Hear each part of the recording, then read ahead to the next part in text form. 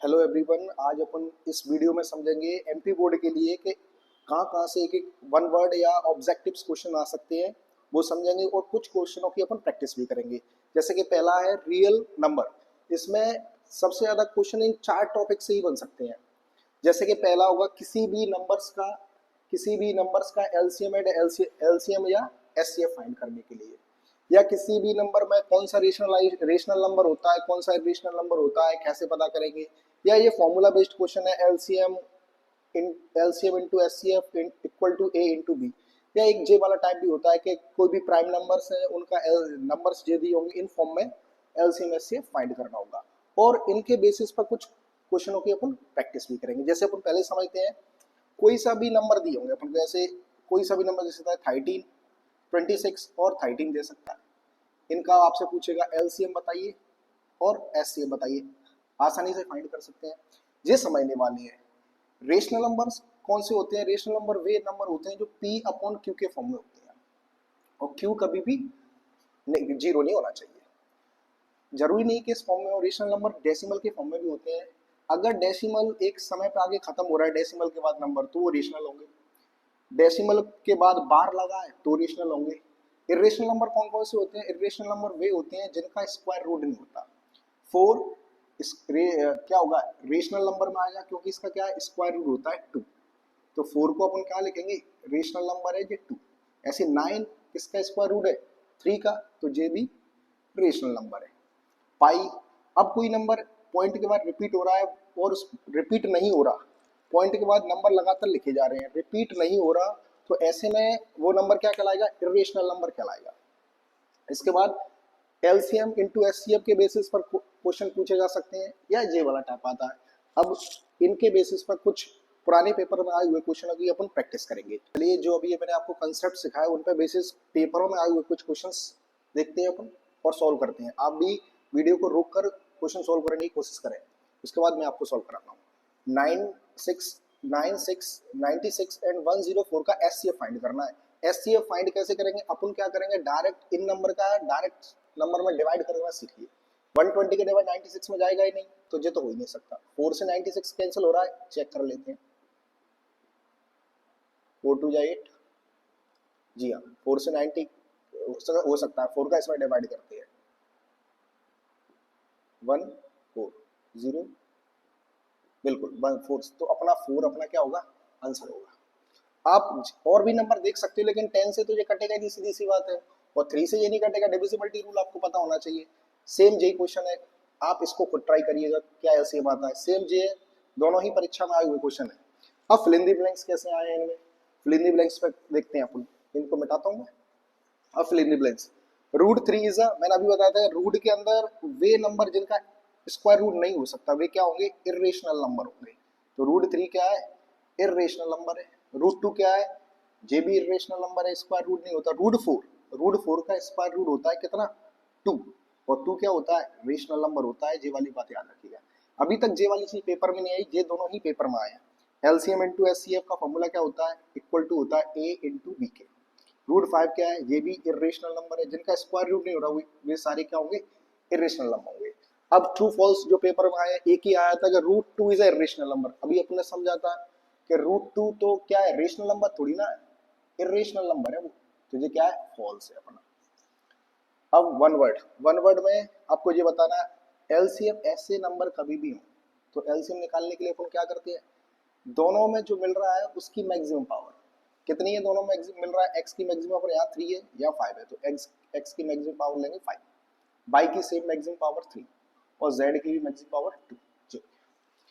जी, एक और क्वेश्चन है कि A equal to B Q, then find what is the relation between B A and B. देखिए, ऐसे क्वेश्चन में कुछ नहीं करना होता, आप अपनी मर्जी से वैल्यू पुट कर दीजिए। जैसे ए 6 है तो बी काय का मल्टीप्लाई करके 6 आएगा, 2 इंटू 3 लिखूंगा तभी आएगा 6। यानी ए की वैल्यू होगा 6 है तो बी की वैल्यू कितनी होगी, 2 होगी, क्योंकि वैल्यू 3 हो सकती है। अपनी मर्जी से लगा, आप कोई सा भी नंबर आप भी रख सकते हो। तो आप बताइए बी क्या है, B is a factor of A, B is a factor of A, मतलब बी से ए पूरा क्या होगा, डिविजिबल होगा, उसका फैक्टर होगा। अब ये है कि for N integer M every even number is, मतलब कह रहा है कि एम के फॉर्म में इंटीजर इवन इंटीजर आप कैसे लिखोगे? देखो इवन आप नंबर जानते हो, दो नंबर होते हैं, इवन और ऑड। इवन आप कैसे लिखते हो? किसी कोई भी ऐसा नंबर जो 2 से डिविजिबल है वो इवन है, तो अपन इसको लिख देंगे 2m। अगर वो कहता ऑड के फॉर्म में लिखिए तो आप क्या लिख देते? 2m plus 1। जी आपका ऑड के फॉर्म हो जाता है। ये अपने फर्स्ट चैप्टर के ऑब्जेक्टिव फिनिश हो चुके हैं जो सारे ईयर्स में आए हुए अभी तक। अब सेकंड चैप्टर के देखते हैं। चलिए अब अपन पॉलिनोमियल्स सेकंड चैप्टर को समझते हैं। किस किस बेसिस पे क्वेश्चन बन सकते हैं वो समझते हैं। पहला क्वेश्चन तो 100% इन दो में से आने के चांसेस है कि अगर आपको क्वाड्रेटिक इक्वेशन दी हो तो उसका सम ऑफ जीरोस क्या होंगे? माइनस बी अपॉन ए। बी क्या होता है? कोफिशिएंट होता है एक्स का, और ए क्या होता है? कोफिशिएंट होता है एक्स स्क्वायर का। कहने का मतलब ये है जो एक्स स्क्वायर के साथ है वो ए की वैल्यू है, जो एक्स के साथ है वो बी की वैल्यू है, और कांस्टेंट अलग होता है। प्रोडक्ट ऑफ जीरोस का फॉर्मूला होता है सी अपॉन ए। 100% इन दोनों में से चांसेस है कि पेपर में आए। अब अगला है फाइंड जीरोस। कोई क्वाड्रेटिक इक्वेशन दी होगी उसके जीरोस फाइंड करने होंगे। फिर ग्राफ पे बेस क्वेश्चन आ सकता है कि कोई इक्वेशन दी होगी उसका ग्राफ पूछ सकता है, ग्राफ क्या होगा। और चौथा क्वाड्रेटिक इक्वेशन बनेगी कैसे? आपको जीरोस दिए होंगे तो उनका सम ऑफ जीरोस दिया होगा, या जीरोस भी दे सकता है तो वो कैसे होंगे। इनके बेसिस पर अपन क्वेश्चन समझेंगे और प्रैक्टिस करेंगे। ठीक है, यहाँ से आने के चांसेस हैं। अब कैसे क्वेश्चन बनते हैं अपन वो प्रैक्टिस करेंगे।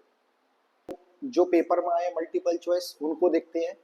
जैसे कि पहला है quadratic polynomials the graph of found on graph paper. मतलब क्वाड्रेटिक पॉलिनोमियल का आप ग्राफ बनाओगे तो कैसा बनेगा?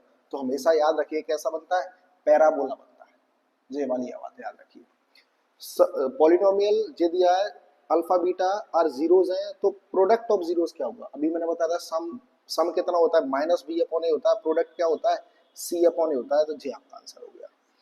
फिर से वो ये प्रोडक्ट ऑफ जीरोस पूछा है तो माइनस का बी अपॉन ए। याद रखिएगा प्रोडक्ट में सम में माइनस लगता है और प्रोडक्ट में माइनस नहीं लगता। जीरोस फाइंड करना है तो जीरोस फाइंड करने का ये मैं आपको सॉल्व करके बता देता हूँ। ये 3 है। आपको पता है कि एक फॉर्मूला बनता है ए स्क्वायर माइनस बी स्क्वायर। उसके लिए क्या होना चाहिए? दोनों तरफ स्क्वायर होना चाहिए। इसका रूट 3 पे स्क्वायर लगा देता हूँ। ए स्क्वायर माइनस बी स्क्वायर बराबर होता है ए प्लस बी, ए माइनस बी।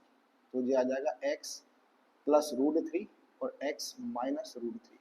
कहने का मतलब x की वैल्यू हो जाएगी प्लस माइनस रूट 3, और यही आपका आंसर है।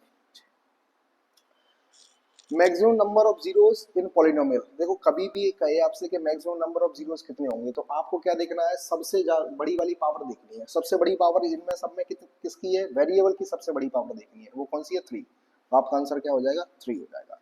द सम ऑफ जीरोस फिर से वो ये minus B upon A. How many zeros will be cubic. Cubic में कितने जीरो होंगे? क्यूबिक की मैक्सिमम पावर कितनी होती है? 3। तो जीरोस भी कितने हो जाएंगे? 3। अब जो कुछ फिल इन द ब्लैंक्स हैं जो पॉलिनोमियल चैप्टर से आए हैं, fill in the blanks true false और answer in one word. Highest power of the polynomial. अभी मैंने बताया था कि हाईएस्ट पावर वेरिएबल की क्या होती है? डिग्री कहते हैं अपन। Highest power of the variable क्या बोलते हैं अपन? डिग्री बोलते हैं। तो ये आपका जी। The sum of two polynomial. देखो यहाँ ध्यान से देखना है, वो जे नहीं कह रहा द सम ऑफ जीरोस नहीं पूछ रहा, वो पूछ रहा था सम ऑफ पॉलिनोमियल्स। तो जब भी दो पॉलिनोमियल का सम करेंगे तो क्या मिलेगा अपन को? पॉलिनोमियल मिलेगा। क्या मिलेगा आपको? पॉलिनोमियल ही मिलेगा। चाहे आप सम करो, चाहे डिवाइड करो, चाहे मल्टीप्लाई करो, चाहे माइनस करो। A polynomial of degree 3 is called. जिस पॉलिनोमियल की डिग्री मैक्सिमम डिग्री 3 होती है उसे क्या बोलते हैं अपन? क्यूबिक बोलते हैं। जब भी अपने समझा था। Any polynomial of degree 2 can have at most 2 zeros। मतलब कहने का मतलब ये है कि कोई पॉलिनोमियल है जिसकी डिग्री 2 है तो उसमें मैक्सिमम एट मोस्ट मतलब ज्यादा से ज्यादा दो जीरोस हो सकते हैं। बिल्कुल सही बात है जी। ज्यादा से ज्यादा कितने जीरोस हो सकते हैं? 2। क्योंकि पावर 2 है मैक्सिमम, तो 2 जीरोस आएंगे। जितनी पावर उतने जीरोस आते हैं। अगर किसी पॉलिनोमियल का 4 पावर है तो 4 जीरोस आएंगे, 3 पावर है तो 3 जीरोस आएंगे। प्रोडक्ट ऑफ जीरोस अभी अपन को पता था सी अपॉन ए होता है प्रोडक्ट ऑफ जीरोस। ये 2024 में आया वो क्वेश्चन। ये अपने पॉलिनोमियल से क्वेश्चंस खत्म होते हैं। चलिए अब अपन चैप्टर नंबर 3 समझेंगे, linear equation in two variable. ज्यादातर यहाँ से जो वन वर्ड है वो केवल इन इक्वेशनों में से ही बनते हैं। जैसे कि आपसे पूछेगा लाइन्स आर इंटरसेक्टिंग की इक्वेशन क्या होगी? तो ये होगी a1 upon a2 is not equal to b1 upon b2। a1 क्या है? Coefficient of x। a2 क्या है? दूसरी इक्वेशन का कोफिशिएंट ऑफ x। ऐसे ये सारी चीजें। यूनिक सॉल्यूशन के लिए इक्वेशन क्या होगी? तो भी यही बतानी है आपको। कंसिस्टेंस के लिए इक्वेशन क्या होगी, तो भी यही बतानी है। लाइंस आर पैरेलल इक्वेशन जो होगी, ज्यादातर पेपरों में ये काफी पूछा जाता है। नो सॉल्यूशन के लिए ये, ऐसे ही लाइंस आर कोइंसिडेंट, ये मैनी सॉल्यूशन के लिए ये सारी इक्वेशन में से ही आपका वन वर्ड बन जाएगा। इन तीनों को आप पक्का याद कर लीजिए, 100% यहीं से क्वेश्चन आएगा आपका। दूसरा टाइप जो बनता है वो सॉल्व ऑफ इक्वेशन, इक्वेशनों को सॉल्व करके आ सकता है। जैसे कि कोई सा भी चीज पूछी जा सकती है, ठीक है। अब अपन के बेसिस पर कुछ क्वेश्चनों की प्रैक्टिस करते हैं। चलिए अब एग्जाम में आए हुए कुछ एमसीक्यूज की प्रैक्टिस करते हैं अपन। जैसे कि पहला है, the pair of equation 2x + 2y + 5 and -3x - 6y + 1 = 0 have solution. मतलब इसमें कौन सा केस लगेगा ये पूछा गया है। तो अपन क्या करेंगे, इसके साथ क्या है 1/-3, 2/-6, 5/1। यहाँ से अगर सॉल्व करना चाहे तो यहाँ कितना आ जाएगा, 1/3 आ जाएगा माइनस। तो ये इक्वेशन आ रही है। अब आप दिख रहा होगा ये दोनों बराबर है, पर ये बराबर नहीं है। तो ऐसी इक्वेशन में क्या होता है, सेकंड वाला केस है, और सेकंड वाले केस में क्या होता था, नो सॉल्यूशन होता था। अब write the condition for unique solution, unique solution की कंडीशन, पहला केस ये वाली condition, a1/a2 = b1/b2 is not equal to c1/c2। कौन से इक्वेशन को, कौन से सिस्टम को शो करती हैं, तो यानी सेकंड इक्वेशन है, सेकंड केस है। सेकंड केस में क्या होता है, नो सॉल्यूशन होता था। ये वाला केस कौन से, सारे बराबर हैं तो मैनी सॉल्यूशन होगा। अब इसमें पूछ रहा है कौन सी लाइंस, मतलब फिर से वही बताना है कौन सा केस होगा। तो a1 की वैल्यू इधर कितनी है 1, b1 a2 की कितनी है 3, v1 की -2 और 4, इधर 0/-20। सॉल्व करते हैं, 1/3 माइनस का 1/2, इधर तो 0, तो जे बराबर ही नहीं है, तो जे भी बराबर नहीं है, तीनों बराबर नहीं है, यानी दो शुरुआत की ही बराबर नहीं है। तो लाइंस कैसी होंगी, इंटरसेक्टिंग होंगी। कुछ क्वेश्चंस और हैं, उनको भी अपन सॉल्व करते हैं।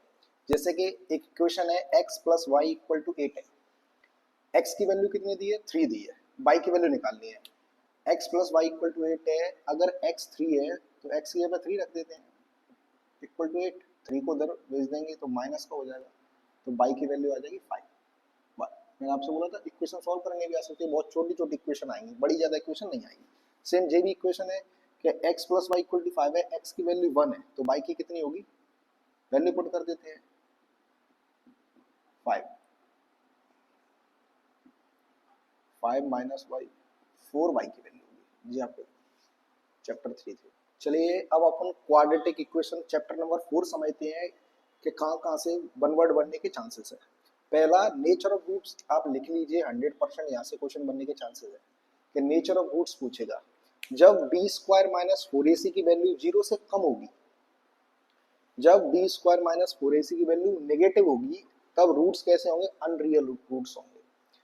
जब b² - 4ac की वैल्यू 0 के बराबर होगी तो रूट्स इक्वल होंगे। ज्यादातर क्वेश्चन यहीं से पूछने के चांसेस रहते हैं। जब b² - 4ac -4ac की वैल्यू 0 से ज्यादा होगी तो रूट्स कैसे होंगे, रियल रूट्स होंगे। या ये फॉर्मूला है जिसे फॉर्मूला मेथड बोलते हैं, आप इसको भी याद रख सकते हो, -b + अंडर रूट में b² - 4ac/2a। ये आपसे डायरेक्ट पूछ सकता है, या किसी भी इक्वेशन के रूट्स फाइंड करने आ सकते हैं। अब अपन प्रैक्टिस करते हैं प्रीवियस ईयर पेपर की। चलिए अब अपन कुछ क्वेश्चंस की प्रैक्टिस करते हैं, एमसीक्यूज जो क्वाड्रेटिक इक्वेशन से प्रीवियस ईयर में आई हुई है। The discriminant of the equation x² - 4ac + 4 = 0। Discriminant का फॉर्मूला क्या होता है, b² - 4ac। अपन को a की वैल्यू बताइए आप कितनी है, a की वैल्यू जो x² के साथ है 1, b की वैल्यू कितनी है -4 और c की वैल्यू कितनी है, फॉर्मूले में वैल्यू पुट कर देंगे, माइनस का 4 का स्क्वायर -4 इंटू ए की वैल्यू कितनी है 1 इंटू बी की वैल्यू, सी की वैल्यू कितनी है 4, 16 - 16 = 0 आ गई, अपना आंसर है 0। द डिस्क्रिमिनेंट मतलब b² - 4ac of the equation is 0, 0 होगी तो क्या होगा, रूट्स कैसे होंगे, इक्वल होंगे। No real roots, real roots ना होंगे तो पहली वाला केस, और पहले वाला केस क्या था, कहता है नेगेटिव होनी चाहिए b² - 4ac की वैल्यू। स्टैंडर्ड फॉर्म क्या होती है? स्टैंडर्ड फॉर्म होती है A X square plus B X plus C equal to 0। यही आपका सही जवाब है। चलिए कुछ और क्वेश्चनों की प्रैक्टिस करते हैं जो क्वाड्रेटिक इक्वेशन से आई हुए हैं। The quadratic equation of A X square plus B X plus C equal to 0 has no real roots. No real roots के लिए क्या होता था? B square minus four A C की वैल्यू किसके बराबर होती थी? B square minus four A C की वैल्यू 0 से छोटी होती थी। डिस्क्रिमिनेंट फाइंड करना है तो ए की वैल्यू कितनी है? बी की वैल्यू -2 का स्क्वायर माइनस 4 इंटू ए इंटू सी। ये 4 हो गया, 3 से 3 कैंसिल, -4 इक्वल टू 0 आ गया, तो इधर आ गई 0। Any quadratic equation can have at most कितने? क्वाड्रेटिक है, पावर 2 है, तो कितने रूट्स होंगे? 2 होंगे। श्रीधराचार्य फॉर्मूला या क्वाड्रेटिक फॉर्मूला दोनों बात एक ही है, प्लस वो minus B plus minus under root में B square minus 4ac upon 2a। Same इसको भी आप इधर लिख सकते हो। Formula of discriminant B square minus 4ac is a quadratic equation. क्या ये क्वाड्रेटिक इक्वेशन है? सॉल्व कर लेते हैं। बराबर 2, फॉर्मूला ओपन करेंगे, A square plus B square plus 2a और b equal to 2x minus 6, X square plus 1 plus 2x बराबर 2x माइनस 6। 2x से 2x कैंसिल, 6 इधर ले आएंगे अपन, प्लस का हो जाएगा, तो एक्स स्क्वायर प्लस 7 बिल्कुल मैक्सिमम पावर कितनी है? 2। तो यस क्वाड्रेटिक इक्वेशन है। स्टैंडर्ड फॉर्म लिखनी है क्वाड्रेटिक इक्वेशन की, तो A X plus B X plus C equal to 0 होती है। जे की स्टैंडर्ड फॉर्म है क्वाड्रेटिक की। 4 चैप्टर के अभी तक अपन कर चुके हैं। अब 5 चैप्टर से कौन कौन से ऑब्जेक्टिव्स बन सकते हैं, चलिए देखते हैं। अभी देखो ज्यादातर ऑब्जेक्टिव ज्यादातर इन 3 फॉर्मूले से ऑब्जेक्टिव बनेंगे। ज्यादातर क्या होगा? इन 3 फॉर्मूलों से ही ऑब्जेक्टिव बनेंगे। अगर आपको ये 3 फॉर्मूले यूपी में यूज होते हैं, जब आपको याद है, तो 100% इनसे ही फॉर्मूले बनेंगे। या इस फॉर्म में दिया होगा और आपसे डी फाइंड करने की बोलेगा। कैसे सॉल्व करना है? चलिए मैं करा देता हूं, इधर करा देता हूं मैं। इधर इसको अपन को क्या करना है, कभी भी ऐसा क्वेश्चन आए ना, जे वाला ए एन वाला एस एन वाला लगे, ए एन वाला लगे, दोनों कराता हूं आपको। A N equal to 5 minus 1। आप कुछ नहीं करें, एन की जगह 1 रखिए। एन की जगह कितना रखना है अपन को? 1 रखना है। तो जैसे ही आप एन की जगह 1 रखोगे, तो ए 1 बराबर 5 इंटू 1 माइनस 1, तो ए 1 की वैल्यू कितनी आ जाएगी? 4 आ जाएगी। सेम अब एन की जगह कितना रखना है? 2 रखना है। केवल 2 रखने हैं, 1 और 2, 1 और 2 तक ही रखना है, 3 कभी नहीं रखना। तो एन इक्वल टू 2, ए 2 बराबर 5 इंटू 2 माइनस 2, ए 2 आ जाएगा कितना? जब 2 था सॉरी, तो ये कितना आ जाएगा? 3 आ जाएगा। 5 इंटू 1 माइनस ये 3 आ जाएगा। और यहाँ कितना 10 में से 2 गए 8। ये ए यानी पहली टर्म और दूसरी टर्म आ गई है। अब मुझसे डी पूछ रहा है, डी निकालने के लिए क्या करेंगे? इन दोनों का माइनस कर देंगे। सेकंड टर्म में से फर्स्ट वाली को माइनस करेंगे। डी की वैल्यू कितनी आएगी? 5। इतना ही पूछेगा ऑब्जेक्टिव में। ए एन दिया होगा, जी ऐसे ए एन फाइंड कर सकते हो। अगर अब गलती से एस एन दिया हो, एस एन दिया हो, तो कैसे फाइंड करना है वो भी बता देता हूँ आपको। मैं आपको इतने ही क्वेश्चन आएंगे एपी 100% ऑब्जेक्टिव के लिए। मैं आपको इसके बाद प्रीवियस ईयर भी लिखवाऊंगा, आप देखना इनमें से कोई क्वेश्चन बाहर नहीं होगा। चलिए एस एन काम वही अपना, एन की जगह कितना रखना है? 1, लेकिन एस एन इंपोर्टेंट है। तो कितना आएगा? एस 1 बराबर 4 इंटू 1 माइनस 1 का स्क्वायर। तो एस 1 बन जाएगा 4 माइनस 1 3। एस 1 होता है वही ए 1 होता है। इसके बेसिस पे एक मैंने शॉर्ट्स भी बनाया है, आप चाहो तो वो भी देख सकते हो। अब एन की वैल्यू कितना रखेंगे? 2। तो ए 2 बराबर 4 इंटू 2 माइनस का 2। तो अब जो एस 2 होता है वो क्या होता है? पहली टर्म और दूसरी टर्म का सम होता है। वो दूसरी टर्म को अपन ऐसे लिखते हैं, ए प्लस डी बराबर कितना आ जाएगा? 8। 8 में से 4 गया तो 4। ए की वैल्यू कितनी है मेरे पास? 3 प्लस डी इक्वल टू 4। तो डी बराबर आ जाएगा 4 माइनस 2 माइनस का 2। ये याद रखिएगा, इन दोनों से क्वेश्चन पूछ सकता है। तीसरा क्वेश्चन कहां से आ सकता है? पहला दूसरा हो गया, तो तीसरा आएगा ऐसे कोई टर्म दी होंगी, वो कहेगा एपी के फॉर्म में है। ये किसमें? एपी के फॉर्म में। ये किसमें? एपी के फॉर्म में है। तो आप बताइए एक्स की वैल्यू क्या है? ऐसी कंडीशन में क्या करना है? पहली और आखिरी वाली को ऐड करना है। तो कितना हो जाएगा? X plus 2 plus X plus 4 equal to दूसरी वाली को डबल कर देना है, 2x प्लस 6 4x माइनस कर दूंगा उधर ले जाके, 2x बराबर 4x minus 2x 6x, x की वैल्यू 3 आ जाएगी। ठीक है, सॉल्यूशन कर लेंगे अपन थोड़ा सा। x की वैल्यू कितनी आ जाएगी? 3 आ जाएगी। एक टाइप ये बनता है, या आपसे एपी चेक करने को बोल सकता है कौन सी टर्म एपी है या नहीं है। और चेक कैसे करना है? चाहो तो आप डायरेक्ट भी माइनस कर सकते हो, ना है तो आप ऐसे चेक कर ले, सेकंड वाली टर्म में से दूसरी वाली बराबर होना चाहिए जी, बराबर होना चाहिए जी। अगर ये तीनों टर्म्स का डिफरेंस बराबर आ जाए तो वो एपी है। कैसे? 2 4 आगे करना ही नहीं है, ये एपी नहीं है। इस वाली को आप चेक करिएगा। अब अपन देखते हैं कौन से क्वेश्चन बोर्ड में आए हुए हैं अभी तक, उनको कैसे सॉल्व करना है। चलिए अब क्या करेंगे, ये वे क्वेश्चंस हैं जो प्रीवियस ईयर में आए हुए हैं, तो एक एक से सॉल्व करते हैं। पहला क्वेश्चन है 2021 में आया, मैंने डेट भी लिख दी है, मतलब कब कब आया ईयर लिख दी वो वाली। ये भी दिया 12 7 2 -3, कॉमन डिफरेंस पूछ रहा है। तो कॉमन डिफरेंस कैसे निकालते हैं? सेकंड टर्म में से फर्स्ट टर्म को माइनस करते हैं। 7 - 12 आंसर आ जाएगा मेरा -5। ये मेरा आंसर है। सेम इसमें ए पूछा गया है, ए कितना है? ए तो अपना जो पहली टर्म है वही होता है। और डी कैसे निकालते हैं अपन? सेकंड टर्म में से फर्स्ट टर्म को माइनस करना। तो एलसीएम ले लूंगा, 2 ही आएगा। 2 और 3 में से 1 गया, माइनस का 2 कैंसिल कर लूंगा, माइनस का 1 इसका आएगा। इसमें पूछा गया है एपी दिए जे A11 निकालना है। A11 का फॉर्मूला क्या होता है? A + 10D। ए की वैल्यू कितनी है? ए की वैल्यू अपने पास है -3। डी की वैल्यू कितनी है? डी की वैल्यू 3 में से आधा रह गया तो 2.5 घट गया, मतलब प्लस का 2.5 प्लस 10 × 2.5। आप डी की वैल्यू निकाल सकते हो, मैंने बता दिया है आपको। थोड़ा जल्दी करवाना पड़ेगा ना, काफी बड़ी वीडियो हो जाएगी वरना। -3 इन दोनों का मल्टीप्लाई करूंगा कितना आएगा? 25। आंसर आ जाएगा 22 है ऑप्शन में जी हाँ। अब ये तो अपने ऑब्जेक्टिव थे, अब फिलप्स देखते हैं। फिलप्स में क्या है? A is the first term, D common difference, A N का फॉर्मूला क्या होता है? A + n - 1 और D। ये हो गया। अब पूछ रहा है 10th टर्म ऑफ इसकी, तो अपन यहाँ कर लेते हैं इसको सॉल्व। में यहाँ पे की देता हूँ, इधर सेकंड का सॉल्यूशन मैं इधर कर रहा हूँ। देखिए A कितना 10 निकालना है, A10 निकालना है, मतलब A10 बराबर क्या होता है? A + 9D। ऐसे ही करना है पेपर में, सारी चीजें लिखने की जरूरत नहीं है क्योंकि ऑब्जेक्टिव सॉल्व कर रहे हैं। 5 D कितना होगा? D भी 5 होगा। 45 50 आंसर आ जाएगा अपना। तो इसमें क्या आ जाएगा? 50 आ जाएगा। अब ये वाला क्वेश्चन क्या है? इसमें पूछ रहा है कौन सी टर्म जी होगी, मतलब ए दिया है आपको, मैं यहाँ सॉल्व कर देता हूँ। ए कितना है अपना? ए 7, डी कितना है? 6 और ए एन कितना है? 205। इसको आप सॉल्व कर ली, चलिए मैं करा देता हूँ। जी 205 फॉर्मूला लगाए जी वाला। ए कितना है? 7, n - 1 और 6। 7 माइनस कर दूंगा और अपॉन में 6 बराबर n - 1।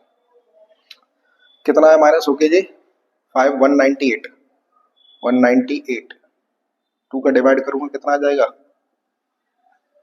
2 का डिवाइड करूंगा तो 9 और 9 + 1 कर दे, 6 से अपॉन में तो आ जाएगा 3 3 1 ऐड कर दूंगा, n की वैल्यू आ जाएगी 34।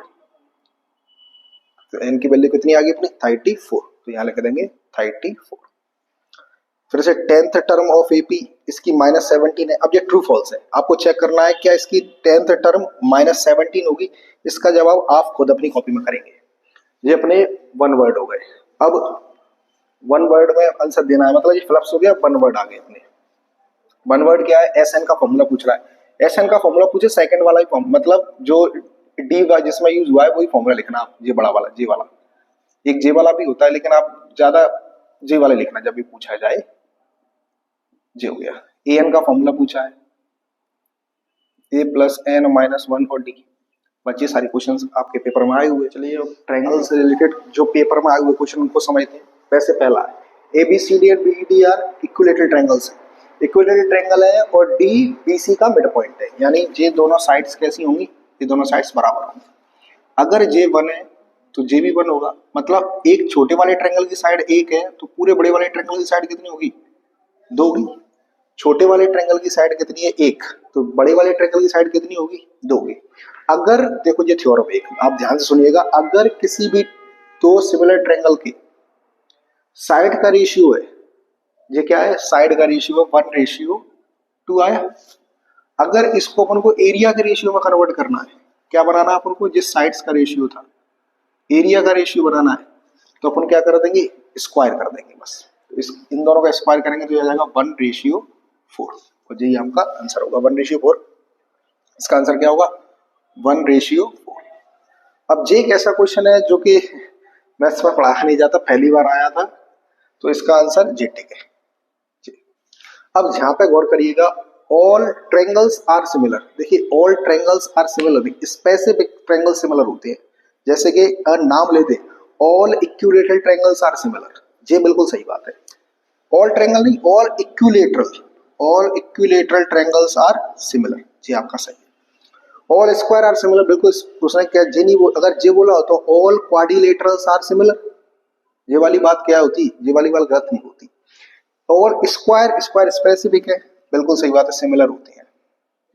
बराबर की बात नहीं हो रही, सिमिलर की बात हो रही है। कॉन्ग्रुएंट नहीं होंगे, सिमिलर होंगे। कॉन्ग्रुएंट मतलब मींस बराबर होता है। Two polygons of same number of sides are similar, their corresponding angles equal होते हैं, याद रखिएगा।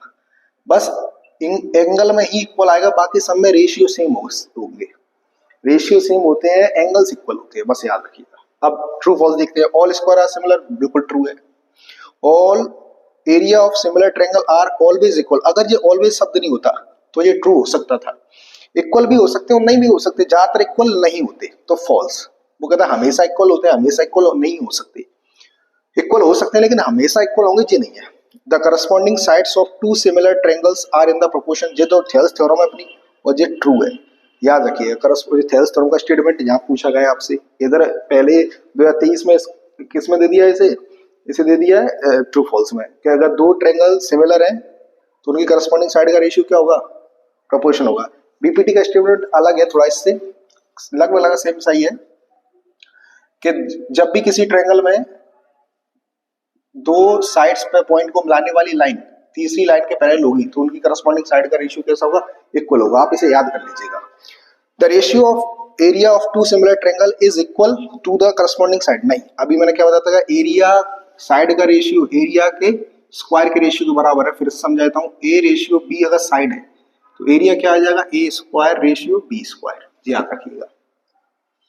अब इस बीपीटी में क्या आया, एक बीपीटी स्टेटमेंट आया है, और राइट एंगल ट्रायंगल में कौन सी थ्योरम लगती है, तो पाइथागोरस लगती है। इतने क्वेश्चन अपने आए थे। और एक और बात, अगर आपसे एक और क्वेश्चन बता, यहाँ से थोड़ा सा और बताता हूँ मैं, अगर साइड का रेशियो क्या बने, ये रेशियो है साइड का, आपसे पूछे पेरीमीटर का रेशियो क्या होगा, यही होगा। आपसे पूछे हाइट का रेशियो क्या होगा, अब यही होगा। जो वन डायमेंशन में है उन सब का रेशियो सेम होगा। जैसे वन डायमेंशन क्या होते हैं, जिनके पीछे सेंटीमीटर लिखा होता है, जिनके पीछे मीटर लिखा होता है, वे सेम होगा। ऐसे हाइट के पीछे क्या है, सेंटीमीटर, तो मैं को साइड के पीछे क्या है, सेंटीमीटर, तो इन दोनों की रेशियो में से सेम होंगे। पेरीमीटर सेम होंगे, लेकिन एरिया क्या होगा, एरिया स्क्वायर लिखा होता है। एरिया के पीछे हमेशा क्या लिखा होता है, सेंटीमीटर स्क्वायर लिखा होता है, तो स्क्वायर से आप याद रखिएगा, ठीक है।